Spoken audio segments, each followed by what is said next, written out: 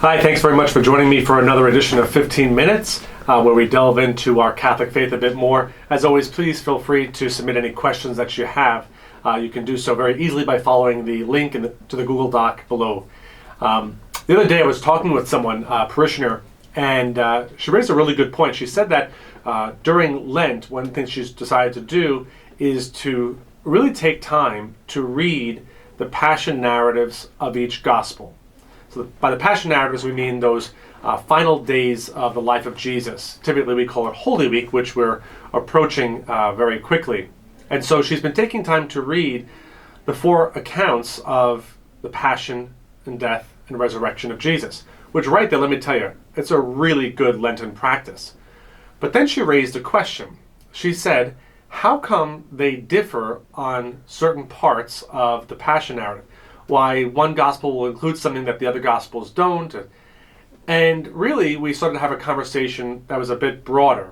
But basically, why are the gospels different representations of the life of Jesus? So this is a really big topic, and we certainly won't exhaust it in just a few moments we have. But I thought it would be good to just break down a little bit as to how we get the gospels and why there are differences in their accounts of the life, ministry, and teaching of Jesus. When I teach this in courses, I like to use the image of the Gospels not being photographs, but rather portraits. What I mean by that is, if we take a photo of someone, think of someone famous, and we've all seen photos of that person, a pope, a president, a celebrity. You see a photo, that is the person. But if an artist is commissioned to do a portrait of someone, well then the artist may take some liberties. And by that I don't mean lie and change someone's features, but if you think about it, if you have a setting where you're sitting in an office versus sitting outside. You could be standing, you could be sitting, even the way that the person is dressed. All of that is the artist's intention of presenting this person in a particular way, maybe highlighting a particular facet of his or her life or his or her role. So they are portraits, and you can have the same person with very different portraits of him or her. Well, that's kind of how the Gospels work. So we know the four Gospels that the Church holds as canonical, or those that are approved and have a long-standing tradition of being held by the Church as authoritative. They are Matthew, Mark, Luke, and John. Now we often rattle them off in that order: Matthew, Mark, Luke, and John. But that's actually not the order in which they were written. St. Mark's Gospel was the first to be written. We also have to remember that the Gospels are not the earliest writings in the Christian tradition. The earliest pieces of Scripture are actually the letters of St. Paul. St. Mark would pen his Gospel around the year 65. Now, St. Mark's Gospel is the shortest Gospel. In fact, this year is in the Sunday cycle of readings, we're in year B, which is the year in which we hear a lot from St. Mark, and also a considerable amount from St. John, as we will start to this Sunday and the following Sundays through the rest of Lent. But we hear a lot of St. Mark in this year. St. Mark's Gospel, again, is the shortest, it's the oldest, and it is, as I call it, a just the facts, ma'am kind of presentation of the life of Jesus. There aren't big, long parables that Jesus tells. The healing accounts are rather brief. So St. Mark's Gospel, again, is a on-the-ground view of Jesus that is short, sweet, and to the point. In fact, much of St. Mark's Gospel is the Passion narrative. Some scholars call it a Passion narrative with a longer intro. Where did St. Mark get his information? Well, we believe him to be a companion of St. Peter, and who better to hear about Jesus than St. Peter himself?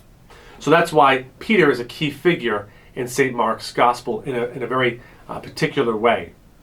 About a decade later, so around the year 75 or so, St. Luke and St. Matthew compose their Gospels. Now, St. Matthew was an apostle of Jesus, and St. Luke was not an apostle of Jesus, but was probably very close to St. Paul. Both of them, Matthew and Luke, probably knew and even had their eye on St. Mark's Gospel. But they also had other information. So they must have had other sources. And some of that, one of those sources may have been in common besides St. Mark, but they certainly had their own fonts of information about the life and ministry of Jesus. Now, the way a gospel is composed, we have to look at the person who's writing it and the audience to whom that gospel is addressed. So St. Mark was writing to a community that was heavily persecuted, probably the Roman community, the Roman Christians. And so the themes that we see in St. Mark are a lot about suffering and the fact that Jesus suffers with and for his church. St. Luke is not a Jew, and St. Luke, we also believe, was a physician. So St. Luke is writing to an audience, a Gentile audience, meaning people who are not Jewish who are now coming to know Jesus, rather those from other backgrounds, other religious traditions who are now coming to know Jesus. And because St. Luke is a physician, he also has some really great detail about in the miracles of Jesus, especially the physical healings that Jesus performs. St. Luke is also the gospel that has some of the most beautiful parables that we know and love and have echoed down the centuries. So the parable of the prodigal son, for example, as well as the lost sheep and the lost coin. St. Luke has some really powerful stories that Jesus tells. St. Matthew, again, an apostle of Jesus, was a Jewish man, and he writes very much to a Jewish audience. So in St. Matthew's gospel, we hear very often kind of throwbacks to the Old Testament, especially to the prophets. St. Matthew wants to demonstrate very clearly that Jesus is the Messiah. He's the one that the Jewish people have been longing for and waiting for and desiring for so long. So he goes to great lengths to prove, in a sense, that Jesus is the Messiah. So those three Gospels, Mark, Luke, and Matthew, they're what we call the Synoptic Gospels. Synoptic coming from two words which means the same eye or the same view, because they are very similar and it's clear that they are related one to the other. And yet each of them presents Jesus in a particular way, highlighting certain parts of who he is. Then there is St. John. St. John's Gospel is very different. It was certainly the last Gospel to be composed, probably in the 90s or so.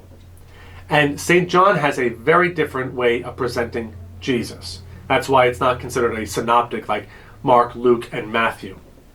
St. John is also the one who composes 3 short epistles or letters which are contained in the scriptures, as well as the book of Revelation, or sometimes referred to as the Apocalypse. Now, when St. John is writing his gospel, there are a lot of things he doesn't include that St. Mark and Luke and Matthew do include. Why? Well, for the one pretty obvious reason is that those things were probably already well known. There was no need to rehash them, if you will. A lot of people knew those stories. So St. John has other accounts from the life of Jesus that the Synoptic Gospels don't. He's also writing with a very clear eye towards a particular audience called the Gnostics. The Gnostics were a group of Christians who believed themselves to be particularly enlightened, that they really understood Jesus and other people did not, that they were, again, the enlightened ones. And St. John wants to make it abundantly clear that it is Jesus Christ who is the light of the world. There's no group of people that are particularly enlightened. Rather, we are all sons and daughters of God. And so Jesus is very much in charge, if you will, in the Gospel of St. John. There are several times where he proclaims himself with these statements, I am. I am the light of the world. I am the good shepherd. I am the way, the truth, and the life. St. John's Gospel is often depicted symbolically as an eagle in flight, because St. John's Gospel is one of the most beautiful pieces of writing ever composed, as it tells the life of Jesus. So it soars above the others. It has very deep and profound theological tones to it. It is a treasure trove, and certainly scholars have pored over it at great lengths, as they have the other Gospels as well. So, Matthew, Mark, Luke, and John, our four Gospels, are four portraits of who Jesus is. Each of them written by a particular person with his own background, his own context, writing to people with a particular context as well. All of them converge, though, on this one fundamental truth, that Jesus Christ is the Son of God, the second person of the Trinity, the Word made flesh. That's what they all agree on. They agree on the fact that God, in the fullness of time, sent his Son, that his Son preached and taught and healed.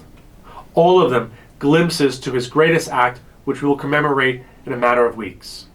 His passion, his death, and his glorious resurrection, which has forever changed the course of human history. So, I encourage you, like my friend, to get to know Jesus by reading the Gospels.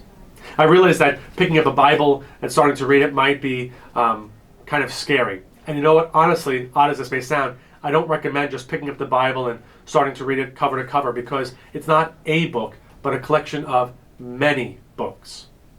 Among them are the Gospels. So if you've never really sat down to read the Bible, start there. Start with the Gospels. For us as Christians, we do nothing better than getting to know Jesus, his mind and his heart, by reading what he said and what he did. Maybe start with the Gospel of Mark first. Take a short story. Most of them are only a few verses, a few sentences really.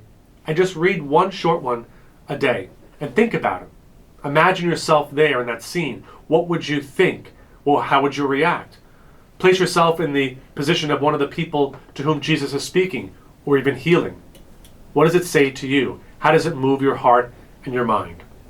It's a really great exercise, especially during Lent. So read the Gospels. Get to know who Jesus is. May you and your family continue to have a meaningful Lent. I look forward to seeing you at church. And until next time, God bless you and your loved ones.